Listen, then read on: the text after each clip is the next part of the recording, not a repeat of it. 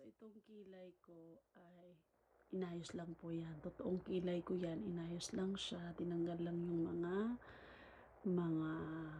mga kalat-kalat dyan sa gilid. Yan. Basta inayos, inarrange lang siya. Tapos, nilagyan lang siya ng eyebrow. So, yan. Totoong kilay ko yan. Hindi ako nagpatato. So, inayos lang siya. Nilagyan lang ng guhit ko, kinortihan lang. Nilagyan lang ng design, pero never ko siyang pinagalaw, never ko siyang nagpatato or what, never. So yan, ang galing ang gumawa sa akin. Ang ganda.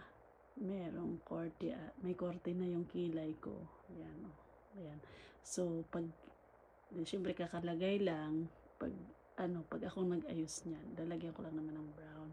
Pero marami kasi akong buhok niyan, guys. Ayan. Yan lang, guys. Maganda siya tingnan. Ayan, oh, nabuhay.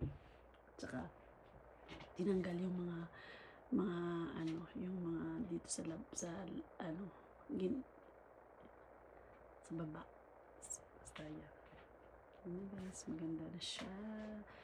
Totoo yan, guys. Totoong kilay ko yan. Nilagay lang ng design. Inuhitan lang siya para pag susundan ko na lang siya. Yan, guys.